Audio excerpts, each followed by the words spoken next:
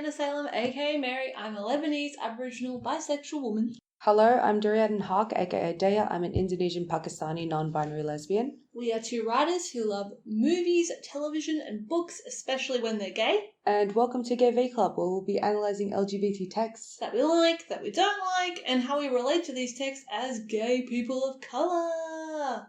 We are doing the first of our Shakesqueer series today, and we thought we'd start off with, I think this is a very accessible play to start off with. I feel like if you don't like Shakespeare, you can watch this and still enjoy it. We are looking at Much Ado About Nothing. The reason that we wanted to do this series is because, this series of episodes, is because Shakespeare couldn't write a straight character to save his life. Yeah, so today we're going to be talking about compulsory heterosexuality and queer subtext in Much Ado About Nothing, which is a comedy by Shakespeare from the late 16th century where two dumbass bisexuals named Beatrice and Benedict are tricked into realising they're in love with each other. My OTP forever. Yes. I love these bis. So today we're going to be talking about bisexuality in this because, there's always bisexuality in Shakespeare because he was a bisexual menace, some might say. So just general queer subtext in this play. But also looking at a bit of misogyny and looking at how all these themes are looked at or not looked at in adaptations.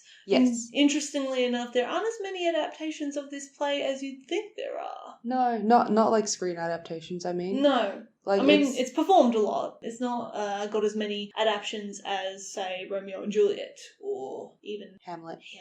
My boy. Your boy. But we are going to be focusing around the theme of compulsory heterosexuality. Yes. So, Deah, if you would like to start us off with the definition of comphet, that would be lovely. So compulsory heterosexuality is the idea that heterosexuality is assumed and enforced by a patriarchal and heteronormative society. It was popularized in 1980 by lesbian activist, poet and essayist Adrienne Rich. These days, it is used quite casually as kind of like a synonym for heteronormativity.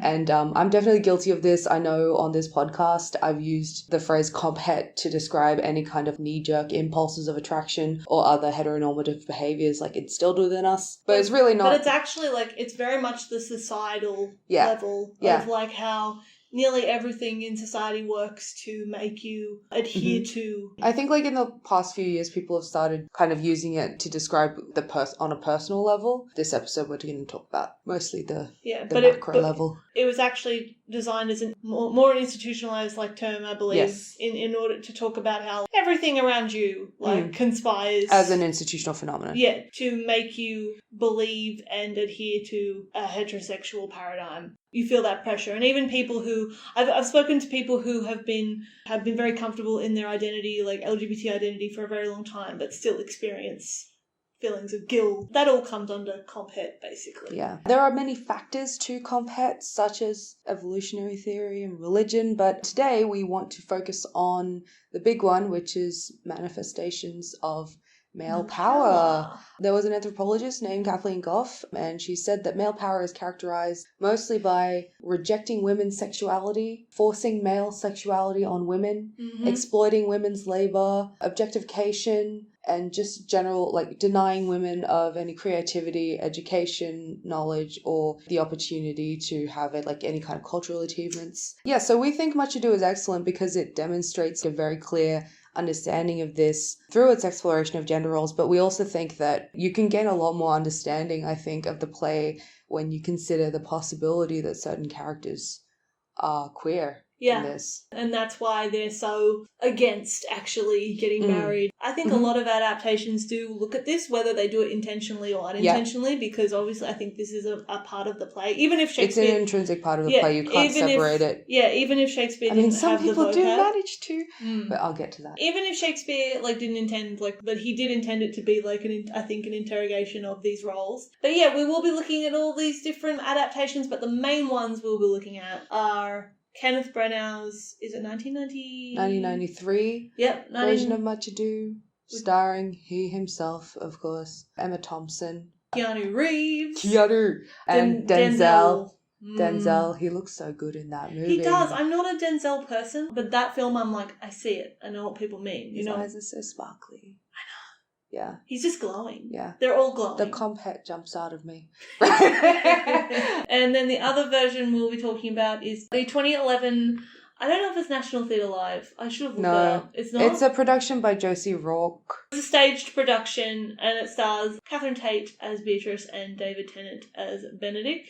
I was going to briefly talk about the Joss Whedon version from 2012, but I have since decided to not do that because I don't think he does anything interesting. The other version we'll be looking at, it's actually become like in my top 3 versions of Much Ado, the 2019 Central Park performance of Much Ado that featured an all-black American cast and starred Danielle Brooks as Beatrice and Grantham Coleman as Benedict, and they're just so funny. Like, yes. They are hilarious. I love them.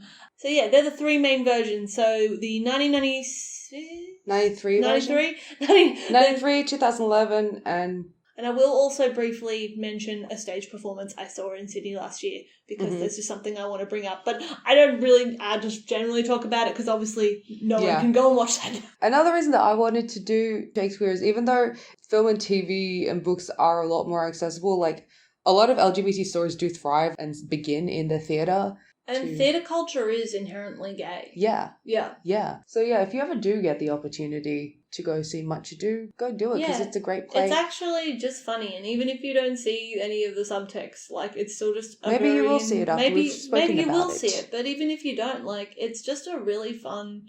Like this was one of the first Shakespeare plays I saw that I really actually enjoyed. I think it's really good in that way because it is so accessible, because it is quite a simple story of just 2 people being idiots that you can get behind it. Like, I believe this play became the basis of a lot of, like, rom-coms and things, because why wouldn't you base your rom-com on this? It's the original rom-com. It's the OG.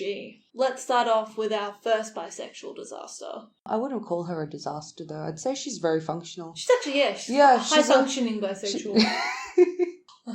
The functional bisexual, Beatrice. That's gonna be the name of my autobiography. The functional bisexual. You think you're functional? Please. Oh, ouch. Ouch. So Beatrice is, would you call her the heroine? I would call her the heroine. She is the heroine or main female lead, I guess you could say, of Much Ado. She very much rails against the whole idea of marriage, of men in general. Yeah. One of, like, her key rants is when she goes on about how she finds no men appealing whatsoever. So many lines, like, I had rather hear my dog bark at a crow than a man swear he loves me. And it's really more the idea of a man loving her that she, like, completely just finds disgusting. Like, she's mostly because she kind of just thinks it's impossible. She doesn't believe in romance with men because what's romantic about being oppressed by male power? No. And she's definitely surrounded with this. Like, she lives with her cousin Hero and her uncle Leonardo. The way that Leonardo enforces comp het on Hero is... It would be hard to grow up around hearing how she must get married and how she must do this. So at the beginning of the play, Hero, she gets a little bit smitten, apparently, with Claudio. Why would you? One of the soldiers. And her father tells her, daughter, remember what I told you. If the prince do solicit you in that kind, you know your answer. As in, you know you're supposed to say yes, you're supposed to perform this role. Beatrice rails against that. She's very much like... No, like, but do you like him? And yeah, that's when she has her other pretty fun monologue about how she'll probably die an old maid. Yep. No, that iconic where she's like, you know, and then I'll go to hell with all the other bachelors and we'll just sit and be merry because... No, I'll go to hell first and then be cast out by the devil. And then I'll go to heaven and sit with all the bachelors and be merry there. And be merry there. Yeah. So she's very much not into the whole idea of marriage at all, or like even just courting men. It's not on her radar at all. Yeah.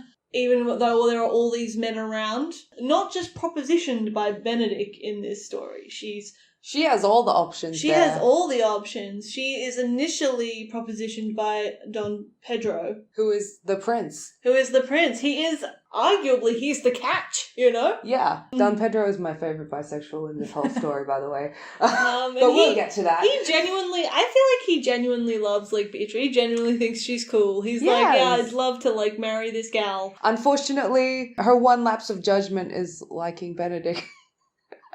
Unfortunately. Yes. Who coincidentally is also my ex. I'll get into that later.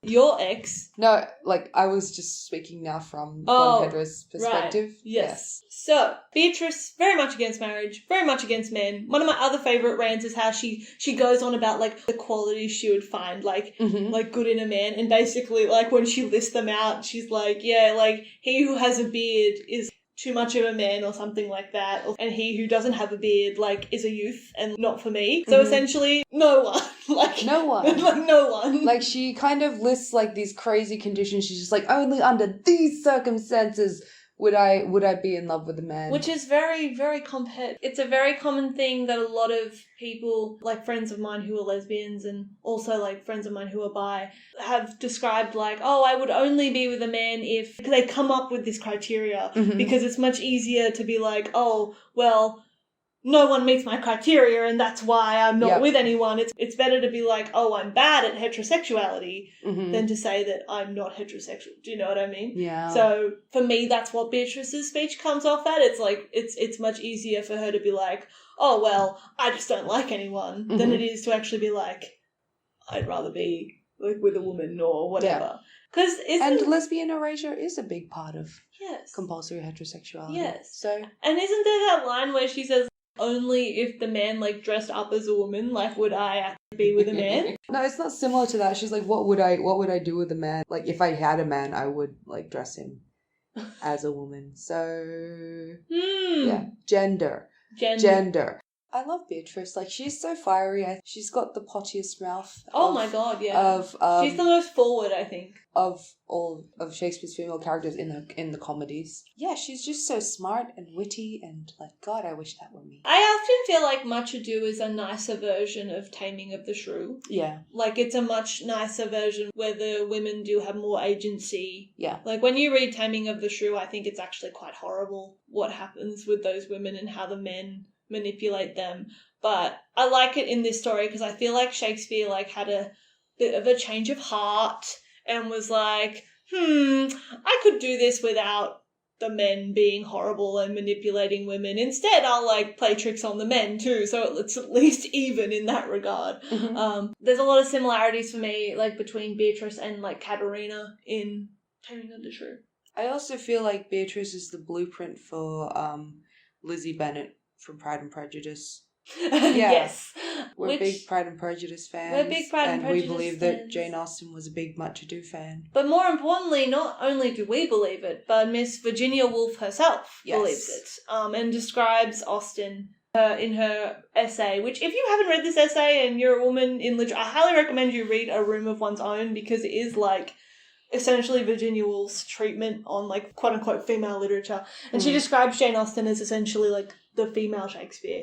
And one of the reasons she believes this is because there are so many Shakespearean beats in Jane Austen's work, and one of those major things is that you can very much see Beatrice and Benedict in Darcy and Lizzie. Like, I feel like Pride and Prejudice is just Much Ado, but without all the tricking. Two people coming to realise, oh, maybe you're not so bad, without being tricked into it. What we're trying to say is you can see these characters in a lot of places if you look, and I think that's why it's relevant to look at Shakespeare, because his characters and what he created has been appropriated quite a lot. But one thing that Beatrice does that I love is that she frequently slut-shames Benedict. Yes. Because he is a bisexual disaster, when she is a functioning bisexual. I feel like the more obvious case of compulsory heterosexuality is, of course, the oppression of women in this play, but it does affect Ben too. And we do see this with Benedict and with Don John. They are both mocked extensively for being bachelors. That is their goal, kind of thing. Like, other than being soldiers and fighting in wars, like, their other goal is to become part of this patriarchal system where they have wives and uphold this system. And Benedict, much like Beatrice, doesn't really want to be a part of that very much. Like, he doesn't have any interest in it. He sees no point in it. He'd rather die a bachelor than live as a married man. The sad thing is, I do feel like even though, like, Beatrice and Benedict, what they are saying is quite revolutionary, quote-unquote, in one way you read it, it's worth acknowledging that because it's a comedy and because of the time it's written, I feel like it's more, we're meant to laugh at them for thinking that kind of thing, which is kind of sad, but I think you can't joke about something without it being slightly serious. Do you know what I mean? Like, there's always a slice of truth. But yeah, Benedict is, and I think he's bi. And the reason he rails against the system is because he's like, I don't see why I gotta do this. He has every month a new sworn brother. You know, it's a bad stereotype that bisexual people are sluts, but sometimes bisexuals are sluts. And sometimes that bisexual is Benedict from Much Ado About Nothing. And Benedict... In fact, possibly the first time a bisexual was a slut in a piece of media. Was Benedict? Quite possibly. You know, in the first scene that we haven't even met Benedict yet. We haven't even met Benedict, but Beatrice, she paints like quite a slutty picture of him. And this is why I believe that David Tennant played him in the 2011 version. But yes, Beatrice says, he's a good soldier to a lady. What is he to a lord? So indeed, he is no less than a stuffed man. But for the stuffing, well, we are all mortal. Who is his companion now? He hath every month a new sworn brother. Is there no young squarer now that will take a voyage with him to the devil? I love Danielle Brooks' delivery of that one. Danielle Brooks does this monologue like better than most Beatrices, I think. Like she, like I don't know why, but she was born to do this monologue. And, she is excellent. And of course, none but libertines delight in him. Ooh, yeah. Call out post. Yeah, but I love that they're just... that Beatrice and Benedict, you know, despite this, they are obsessed with each other. They very really clearly. Are. And it's actually quite funny because before this, it's implied that they've never met. It's implied that they've never met. Like, I remember in this very scene, Leonardo talks like they never meet, but there's a merry war betwixt them. There's a merry war betwixt them. People act as if they've never met, but also like they very clearly have, and they very clearly have a reputation for the banter. And we are given this piece of we're given this little nugget of a line. I think it actually describes most of what Deah ships. Like, it's the nugget of... It's the bare essential of most things that... Of my ideal relationship dynamic in fiction. Which is after they've had their first sort of, like, back and forth banter, he sort of basically cops out and is like... And uses, like, a cheap... Yeah, uses, like... Makes like, a cheap joke. Makes a very cheap joke. And she's like, oh, you always... End with a jade's trick. End with a jade's trick. I know you of old. Were they, did they know each other of old? I think they did know each other of old. I think people think they haven't met, but I think they have met. They very clearly have. I love that. I love that Lot. dynamic. It's a lot to You may remember from our Handmaiden episode, Mary asked me why I love it, and I said, I don't like romance. And that was like actually the first time I'd said anything like that, and I was surprised at myself. Yeah, we managed to hit the nail on the head a bit later, and realizing that I don't really like romance. I like the knowing. I like the intimacy of knowing and how that can manifest in things more interesting than romance. Yes. But sometimes it does manifest in romance, which I quite like anyway. But, there needs to be that better element to it. I do agree. One of the other reasons you love this ship is because it's antagonistic, and that's your other thing. Deah loves, some people are like enemies to lovers. You're like, why can't they be enemies and lovers? Yes. Just to be clear, not in like a Raylo sort of way. Oh, like with Raylo, there is no knowing. There's no understanding. They there don't is know none each of that other. shit. They met for 10 minutes ago. And also like they can't be like total like polar opposites. No. They just need to be very similar people, but on different sides. Yes. More like antagonists, not enemies. Yes. Like, you can antagonize someone without them being your enemy. But yeah, so we've got Beatrice and Benedict. They are our mains. They are both bisexual. They both know each other quite intimately through this banter and through whatever we have not seen and do not get. He lent his heart to me a while. Ooh, shit. Yes.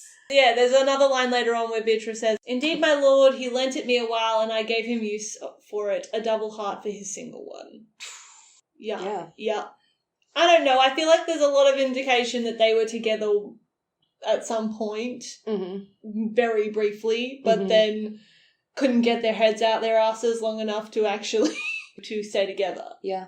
Or maybe they were just too immature, which is a big call to make because I feel like these characters are very immature anyway. Yes. But maybe the implication is that they were like, when they were much younger, they were together for a while, but they were too young. And then now they're coming together as mature adults.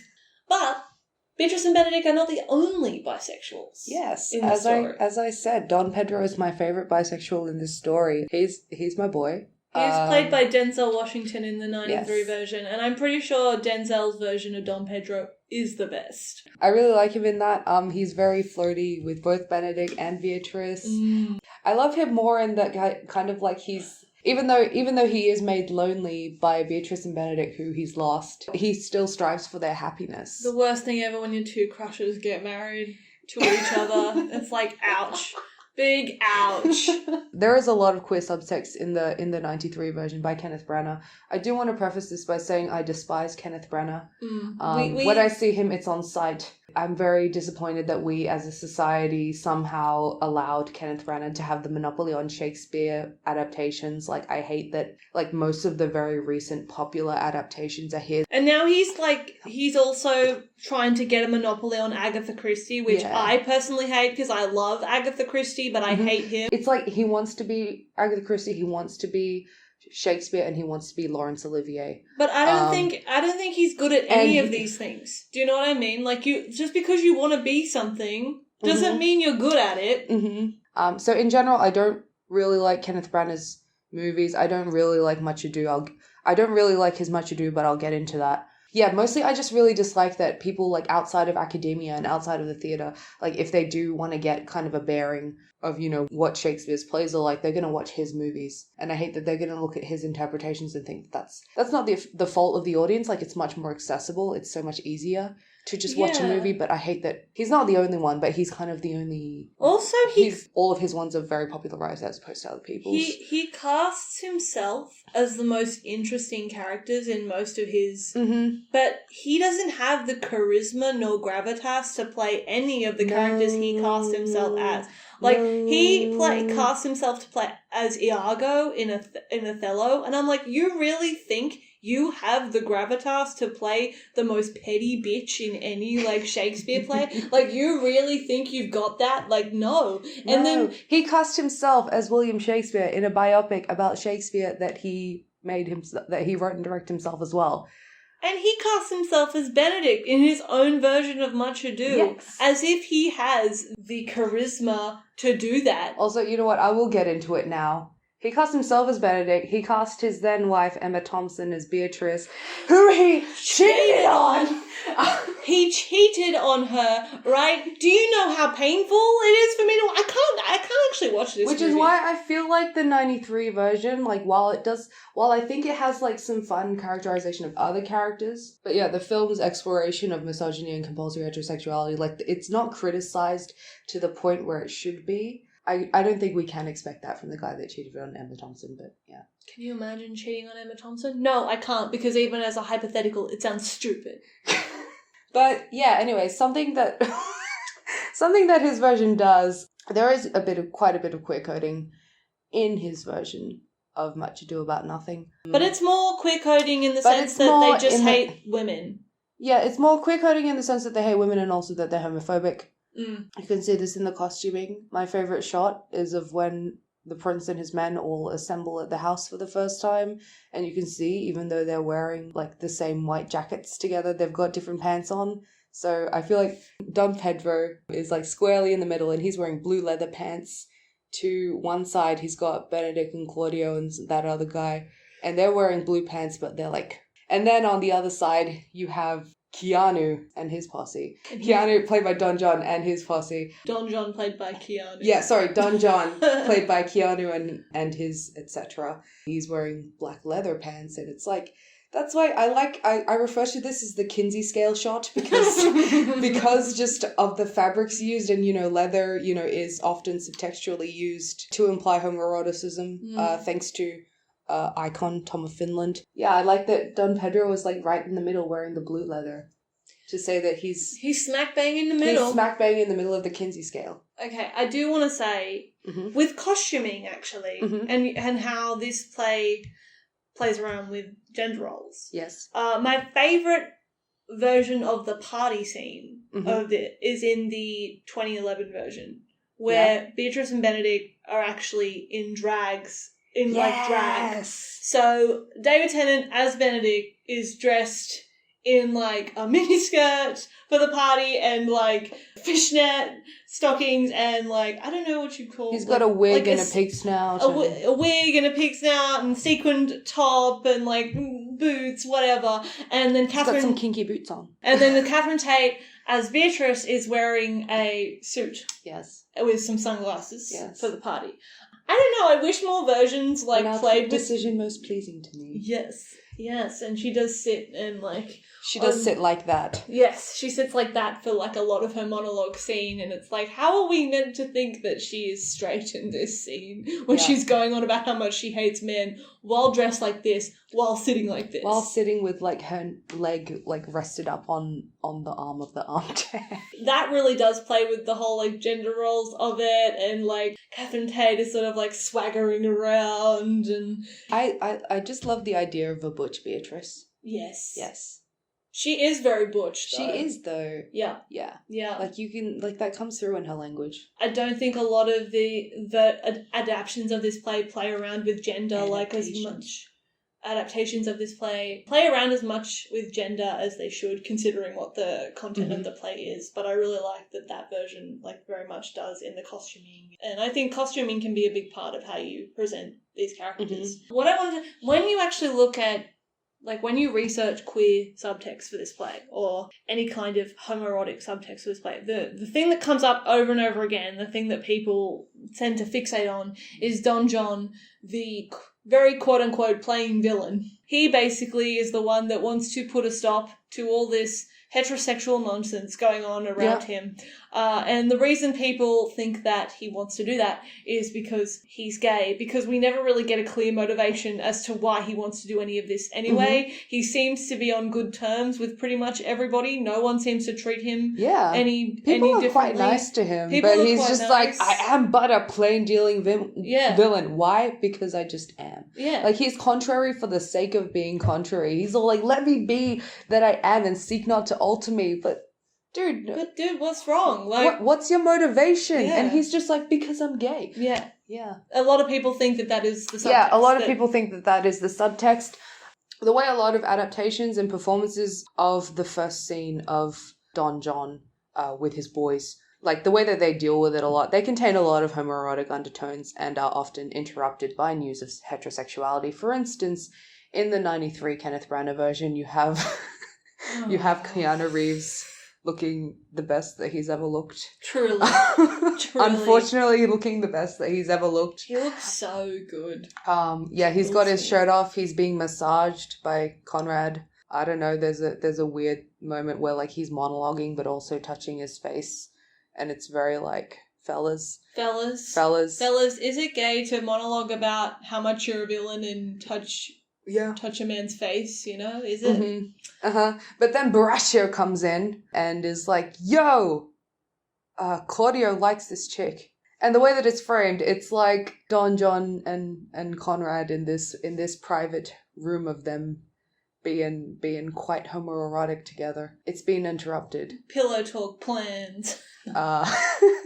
It's like it's been interrupted. This kind of like utopia that he has just with his boys has been interrupted, and that's the way that a lot of productions play that scene as kind of a way to suggest Don John's motivations, often in a very homophobic way. I think you kind of do see this mirrored with Benedict and the way that he talks about how much he doesn't want to be married. He just wants to be with his boys too. Like, there's an implication that, you know, Benedict could be like Don John. Yeah, but he's not.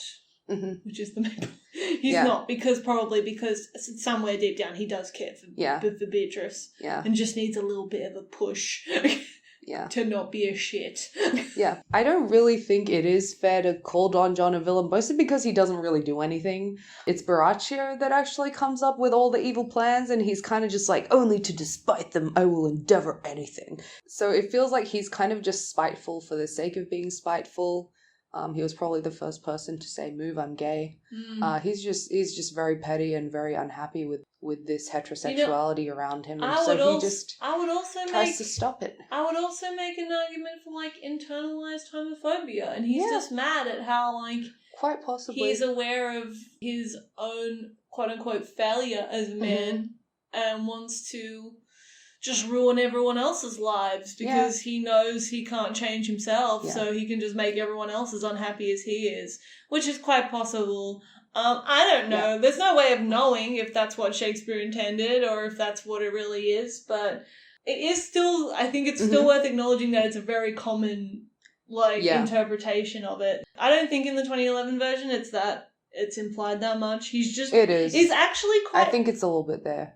I don't know. You still read it that way? I personally don't see it in that version. I actually just think they played up the plain part of him being a plain villain because he's so boring in that. Yeah. Like, literally, whenever I rewatch it, I fast forward his scenes because I'm like, I can't. Like it's so boring. Yeah, that's the thing. Another thing, because like Don John, as I said, he's not really the mastermind of any of these evil plans, but he wants to go through with them anyway. And I think, and the thing is, like, his so-called evil plans are kind of just telling lies to people. Like small lies, like often small lies to people, getting everyone to erupt like that. And I think because that highlights that this play is very much about misogyny, the structure of misogyny, like in the patriarchy, because all Don John needs to do is just tell like a small lie, and suddenly Claudio, who is apparently, who thinks that he's in love with Hero, will immediately be like jump at her throat. And also he's playing on the fact that like Don John plays on the fact that no people one will believe her.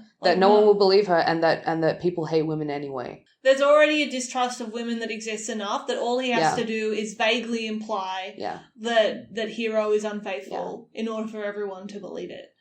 He's the straw on the camel's back. I do think as well, like, this is another thing that, like, speaks the bisexual virtues, if you like, of Beatrice and Benedict, is that they don't believe it. Even Benedict, like, when he hears of this, he's like, what the? No? He's like, with no motivation, really, to do it. He's just sort of like, that doesn't sound right. Whereas everyone else is like, oh, it must be true. I saw it in the window, so it must be true, like, kind of thing.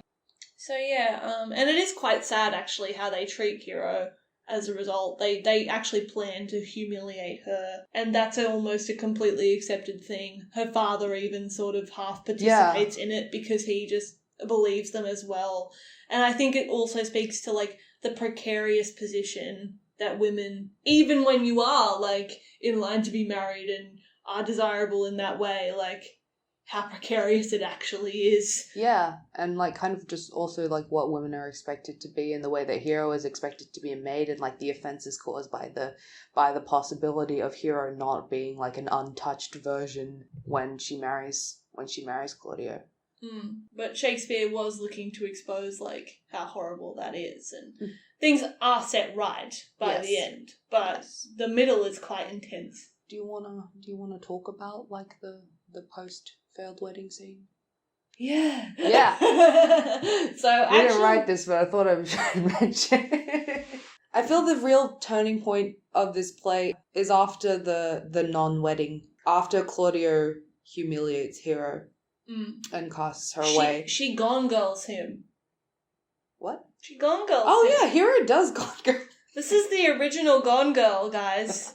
She literally, they come up with a plan. I don't know who suggests it first. Beatrice and Benedict, they're both feeling pretty vulnerable. Beatrice has just seen her lovely cousin, who she loves very much, humiliated in front of all these stupid men that have come to her house. So at this point in the play, Beatrice and Benedict both believe that the other is in love with them, but doesn't want to say anything. They are tricked into believing this. Neither of them have actually said anything of the sort. But they are tricked into it because their friends basically have fake conversations about how Don Pedro hatches this genius plan. See, I love my boy. Yeah. Like He just wants his crushes to have like a good life. He just wants the loves of his lives to be happy. Yeah. Even if that means without him. I don't think they can't be without him. You know, we don't know. A throuple. We don't know. Throuples are valid. We don't know. But anyway, they're both feeling pretty vulnerable. So Beatrice is like crying. She's not having a good time. And Benedict, because he's an absolute disaster, chooses this moment to be like, I do so love nothing in the world so much as you. It is, guys, this is the most tenderest, like, confession of love. And I don't think it matters what version you're watching. This is always, like, so cute. This is always, like, just, wow. But I think we can both agree that, like, the biggest energy, like, for this scene is in the 2011 version. Yes. With David Tennant and Catherine Tate. David Tennant is so awkward and he just like shouts it, and then she just sort of Catherine Tate as Beatrice is just like, what? And he's like, it's not that strange. And she like screams and runs away from him because she's just like, I cannot believe you.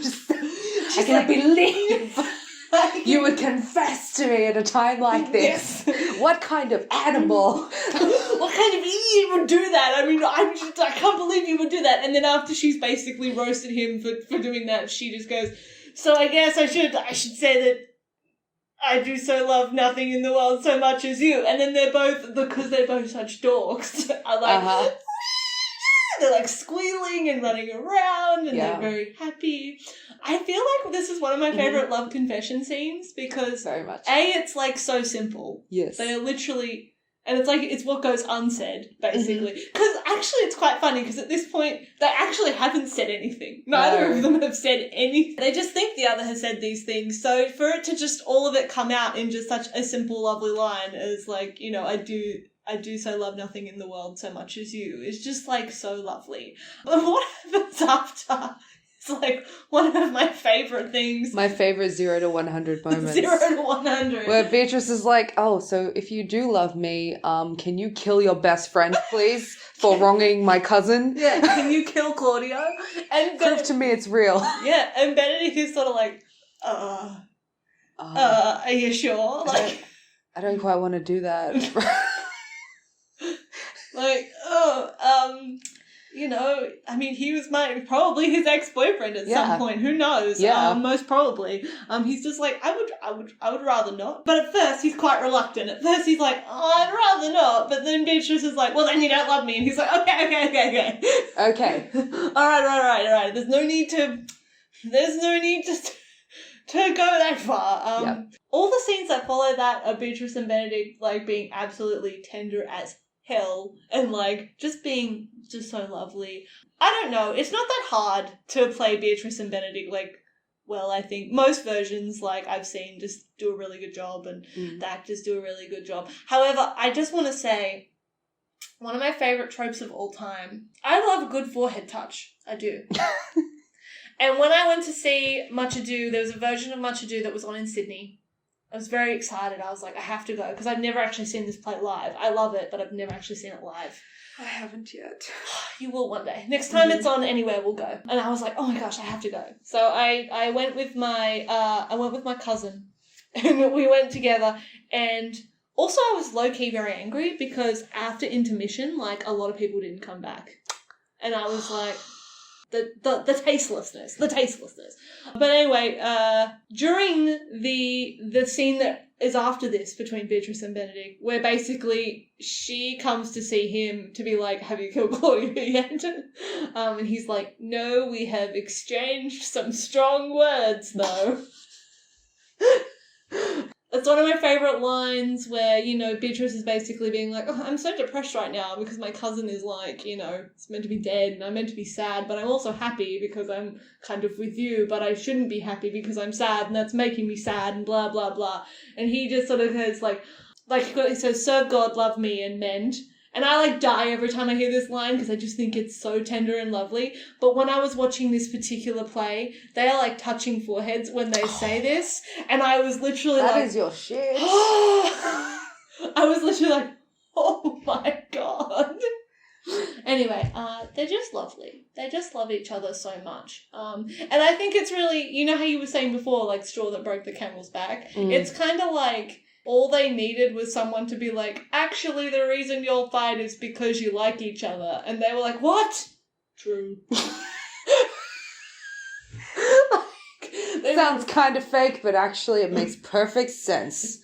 And yeah, I just think it's really lovely. But that love confession scene, every version of it is fantastic. The only version that I hate it is just in the 93 version, but that's because I'm like, I can't believe. Fuck you, Kenneth Branagh. You say Fuck this. you. I say this. You say this, Kenneth, but we know that you don't. It is my favourite scenes. And quite often when I need a serotonin boost for whatever reason, I will just go and watch Beatrice and Benedict scenes. But you have, I think, a much more... You think Hero is a lesbian. Oh, yeah. Which I is not an interpretation I've actually heard from you. Not really. No, not really. That was kind of just spur of the moment. It was like, why not? But actually, like, it does make a lot of sense. Please speak to the Hero is a lesbian. In like an ideal version of Much Ado About Nothing, like, you know, obviously, you know, Benedict and Beatrice, like, they set everyone right. Claudius, you know, begs forgiveness. No, Claudio, sorry. Claudio, not Claudius. That's a whole other bitch. That's a whole other bitch. The best villain. Yeah, no, he's not. I love him! That's only because I'm a Scar apologist, sorry. Yeah, that's true, that's true.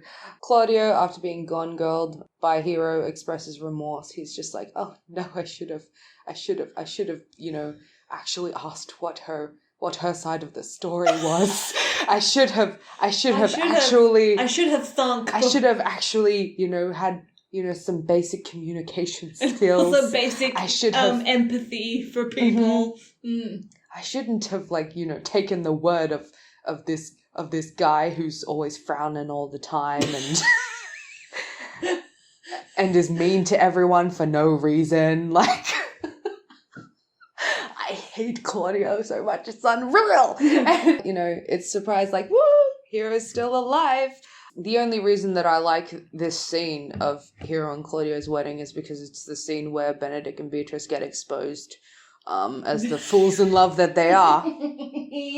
But yeah, I would just like to say that Hero is a lesbian, and, you know, her flirtation with, like, Claudio's like the first guy her age who's really come into her life, you know, given her some attention, and, you know, she's smitten at first, and then, you know, they decide to marry quite quickly, and you know, obviously she has this pressure from her father to become Claudio's bride.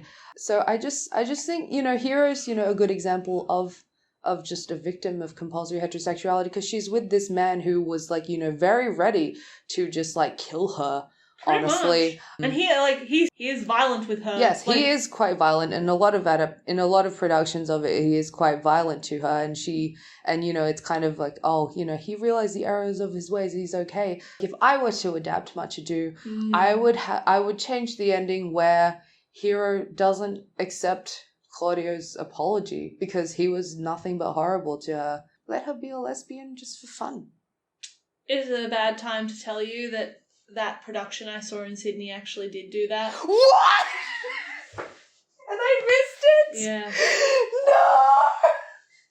They play that scene exactly the same, except they don't get married, and she's just like, no, I'm not going to marry you. Yeah, I'm sorry. I am Boo Boo the Fool. I know, I'm sorry. I'm sorry. And I actually was, like, so shocked watching. I was like, whoa, the drama. I was like, this is so... Whenever I watch any version of Much Ado, like, that's, you know, as much as I love Beatrice and Benedict, I'm still very, like, scared for Hero at the end of it. Yeah. And, oh man, I should have gone to see that for... And this is also, I think... I was poor. Yeah, I know, I'm sorry. Next time. But also I think it's worth mentioning as well, like, with the Pride and Prejudice connection. I do feel like when Jane Austen, like, let's imagine Miss Austen sitting reading Much Ado. Yeah. She was like, I don't see any reason why this poor hero girl has to go through this. I'm just gonna, like, she can just have I'm gonna call her Jane. Because everyone loves Because her. everyone loves her and she's going to have a wonderful life. And she's just going to have a nice romance with a nice man who is going to just think that she's great. I really appreciate Miss Austen for just being like, this play is nice. I'm just going to take all the... I have some notes. I have some notes, Mr. Spear. But yeah, I really do believe that Pride and Prejudice is just Much Ado without all the horribleness and the lying. Without too much deceit. No, Yeah. actually, most of the deceit is quite the only deceit. But also where the deceit is actually, it's mostly actually just not deceit. It's just like, you never asked. Like, it's literally like, if you had asked, I would have told you. Pride and Prejudice is Much Ado if Don John was straight. And a menace. And if Don John was was a heterosexual menace. Yes, essentially. If I were to make my own version of Much Ado, I think also taking the hero Claudio thing out also elevates Benedict and Beatrice to the main romance, which is what they should be anyway. I mean, most people interpret them as, but it's because it happens so much around Hero and Claudio. You get the feeling you're meant they're to care. just the backdrop. Yeah, they're actually meant. It's weird that they're meant to be kind of the backdrop, and like Hero and Claudio is meant to be the main drama, but I can't tell you how much I don't care about Hero and Claudio. Like, what happens to her is horrible, and I'm here for her. Like, I'm like, oh, this shouldn't happen to her, but at the same time, I'm like, this romance is so much less satisfying than Benedict and Beatrice, and so in my version, I probably would get rid of like Hero, and I would just have Beatrice be like, hey, you should fake your death to make him feel like shit, and then not marry him, and like Hero being like, that sounds like a good plan. Also, I love the idea of just gender bending everyone, because I always love a good gender bend. It would just prove the point that the institution on both sides is like really bad, and compet for both sides is like horrible. Oh, I want to briefly talk about costuming in the 2019 version as well, because you were saying how much you love the uniformity yet individuality of in the Branagh version.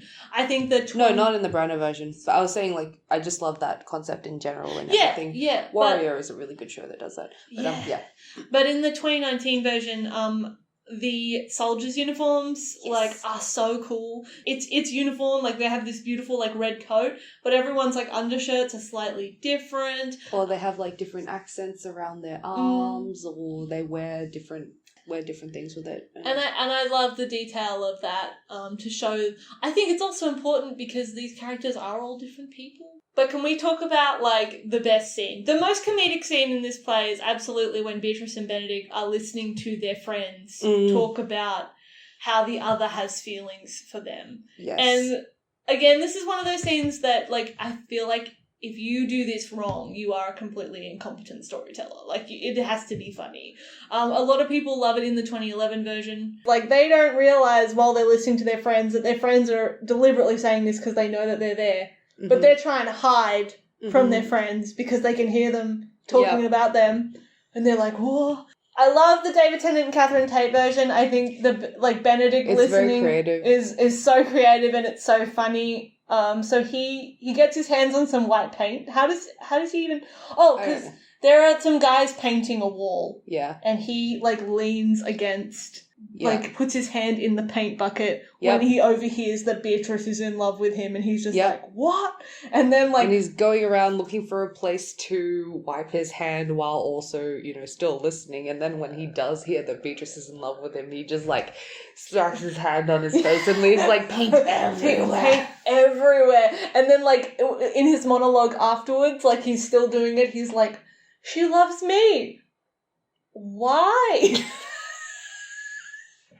And then, again, in that one, the Beatrice one is also very creative. She gets hoisted up by the painters, like, in a harness and is, like, sort of flying above them as they have a very real and not at all fake conversation about Benedict being in love with her. I do remember that in the Joss Whedon version, this is quite funny. The Benedict one is quite funny just because they're actually sitting out in the open, like, on an open... like, yard. There's nothing to hide behind. But Benedict, like, thinks just by, like, laying flat on the grass. I don't remember how they do this scene in the Brenner version. It must have been that funny. In the Brenner version, it's just like the usual hiding behind hedges kind of thing. Oh, yeah. The main thing to know about Kenneth Branagh's Shakespeare adaptations is he just does the most boring shit imaginable. But, occasionally he makes some really very weird interpretations that are quite bad. In the Central Park version, Central Park version, I love how Danielle Brooks is, like, hiding amongst the audience. Yes. And she gets, like, she takes a woman's seat and that woman sits in her lap.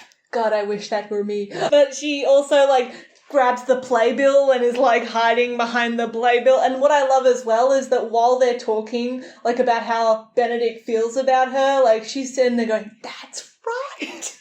She's like, It's so good. And also I love, like, Benedict in that one because he's like dancing behind the bush as well, and he's so obviously in their line of sight. And it's so obvious that they can see him. What I really love about them is, whether it's intentional or not, I don't know, but they're actually laughing at him. Yeah. Like, while they're talking. I don't know if that's actually, like, the actors just breaking character because what he's doing is so funny, or whether or not... No, I don't know. I think it would also be in character to still... Because when you can obviously see your friend, but also, like... You've got to pretend like you can't see your friend. Yeah. It's quite funny. Also, the Benedict in the Central Park version, he's so fine.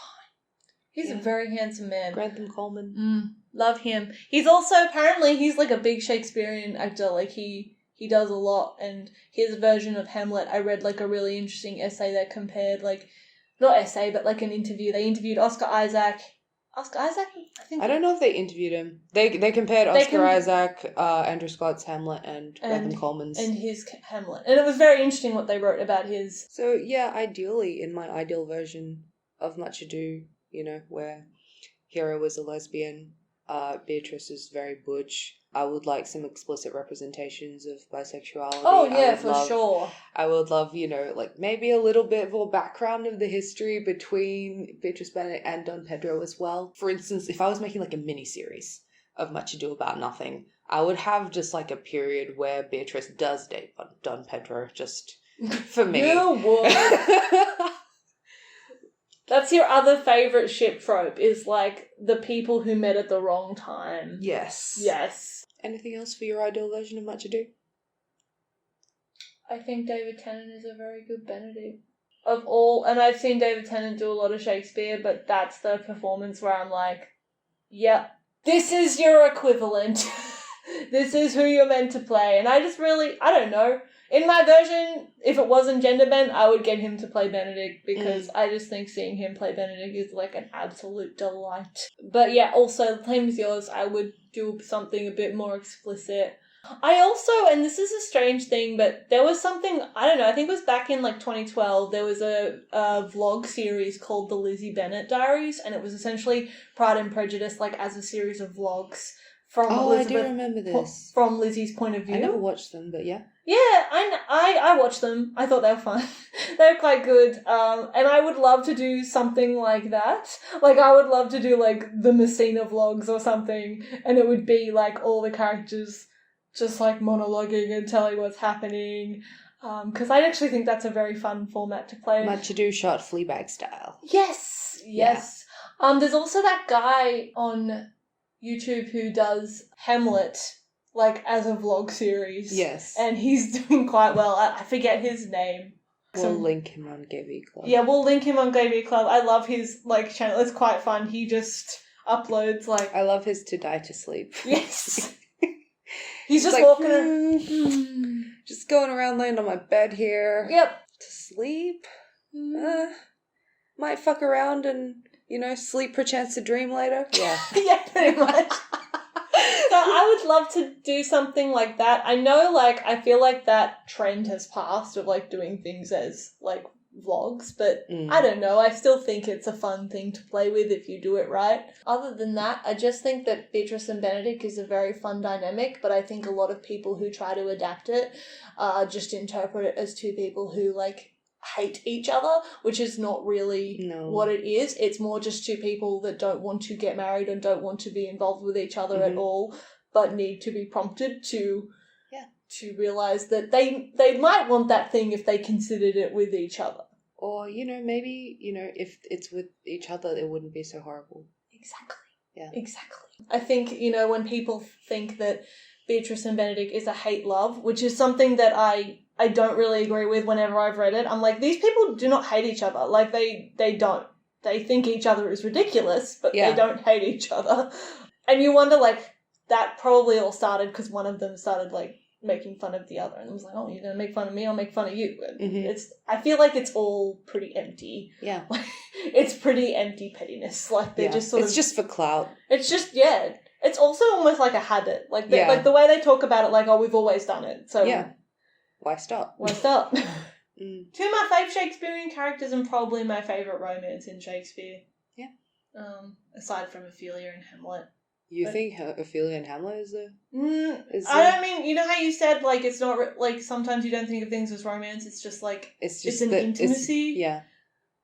It's one of my favourite, more intimate Eventually things. we will do a Shakespeare episode on Hamlet, and it's gonna be my time. She's gonna have a lot to say. Like, I'm obsessed with Hamlet. The thing I'm writing right now is an adaptation of Hamlet. You should see her thing where she keeps all her legally bought movies. Yeah. You have many legally acquired versions of Hamlet. Yes, I do. Yeah. Very many. I keep a skull in my room. I have, like, a plaster skull in my room. Even if it's not a particularly Hamlet monologue, doing the Lady Macbeth monologue with a skull is amazing. It just feels great. When I was teaching, I had to help Mark, because the day I was there was actually U10's drama exams, and I had to help Mark because they had to do them on that day, and so I had to help Mark. It was pretty intense to be just called up. You have to come in. I was like, oh no. But one of the things I had to do was a monologue from Macbeth, where Macbeth is going on about how Lady Macbeth died. And one boy set up, like, blocks, you know, those grey blocks you have? He set up 3 blocks, and he did his whole monologue where he's looking at the blocks like that is Lady Macbeth lying there dead. Oh. And then when he finished, because I had to hit, like, a little buzzer to let them know that... And he looked up and was like, miss. And I was like, yeah. And he goes, did you get that this was the chick? I was like, oh, I got that. And he was like, but did you get it? Like, that she was dead? Like, the chick? And I was like, I did get that the chick was dead. I got that. That's what this monologue is about. But just as a general thing, like, I never used to like Shakespeare when I was a teenager. I just want to mention this because I feel like it's important. I wasn't born into this world liking Shakespeare. I actually hated Shakespeare for a long time. I hated studying Shakespeare in high school. High school destroys it. High school does destroy it. I think it is worth, if you hate Shakespeare because you studied it in high school, if you genuinely don't like the story, that's fine. But if you don't like it because you studied it, there's a good chance that you were just taught it wrong and that no one taught you to, like, really read it properly. Or no one taught you to have fun with it. No one taught you that you could interpret it in other ways, in queer ways if you wanted to, but also in other ways. Yeah. Because I feel like, it's much easier to teach a very rigid, straightforward version of a play, at high school level. First of all, like, a couple of things. Like, number one, if you're reading Shakespeare, don't read to the lines because that's just, it doesn't mean anything. Read to the punctuation like you would with anything else. I feel the need to say this because a lot of people don't actually know to do that. Yeah. And second of all, like, Shakespeare isn't really meant to be read. Like, I know I just gave you a reading tip, but it's not really meant to be read. So if you have to study Shakespeare, I don't know if we have anyone here who's, like, school age that listens to this podcast, or even if you're studying it at uni. Yeah.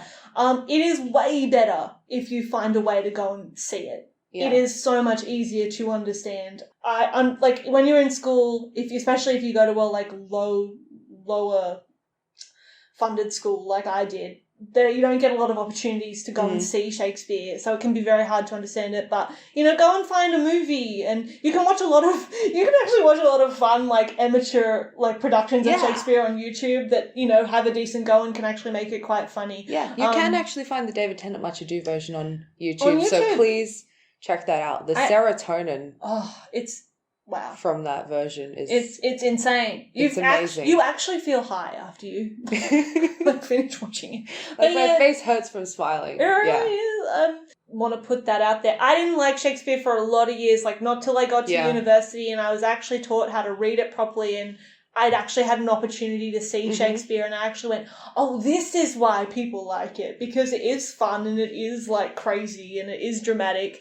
When you're reading it, it can be very hard to see like what everything is all about. And especially, I think that a lot of Shakespeare is very complicated to understand when you're 13, 14, 15. And the way that, also another reason, the way that they teach that is because so much of it actually has to be censored because it's not for people of that age. One of the things I do when I am teaching Shakespeare is I actually look up like the dirty jokes in a play, and I'll be like, so you guys think this is boring? And they'll be like, yep. And I'll be like, look at this. And you'd be surprised how quickly people will get involved if they know that there's dirty jokes. Yeah.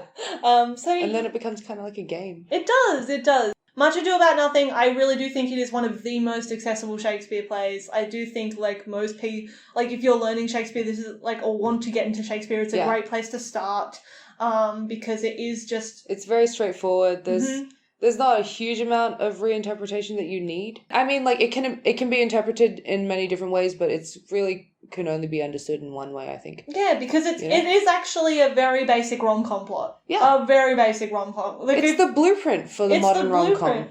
Unfortunately, a lot of rom-coms don't use this blueprint, but it is a very basic, very good blueprint. So, yeah, I do think Much Ado About Nothing is very much underappreciated in that way. That it is just a very simply good story. Feel good, quote unquote. I mean, you know, we can debate about the ending, whether or not it actually is a nice ending, but for the most part, with Beatrice and Benedict, it's a very feel-good story. Yeah, I wish there was more for Much Ado. It's my favourite Shakespeare play, but there's honestly not a lot about it, probably because of how straightforward it is. Like, Hamlet has so much, like, in terms of academia, in terms of adaptations. Yeah, looking up academia for this, like queer academia for this, was unfortunately and quite limiting. Quite limited. But I did actually find in studying there's a lot of people who have done very cool, basically Beatrice and Benedict like are the same gender and basically have queered the whole thing, which I really love that like so many amateur productions do that. Yeah. I feel like it's also like Much Ado is the play that you can have the most fun with how you interpret the characters. I always find it quite interesting. I think Beatrice and the comedic scenarios, because there's so much opportunity, not just with them, you know, sneaking around their friends, but also like the party scene. Yes. The party scene when you can tell a version hasn't really thought about it much beyond it just being a party. Like, it's so boring. Yeah. The Joss Whedon one is like that. I'm like, yep, that's a party. Like, could be anything. Could be a murder mystery party. Yes. Why has no one done that yet? I'll do it. Yes. I'll do it. You'll do it. Also, just as a last point, I have a real issue when if someone is like charging you, you don't actually have to buy anything Shakespeare. Like, no. You don't have to go out and buy a Shakespeare book or anything, because Shakespeare has never been copyrighted. It's never like you shouldn't need to pay for it. You can access everything online, like as a text. Obviously it's different. Performances are different. Obviously, it's different if you want performances. If you just want to read Much Ado, you don't need to buy it. Google it; it'll be there. MIT has a whole document for it, actually. Yep. That we've been referring off to as we're recording. So pretty much, yeah. That's all I can say. Yeah.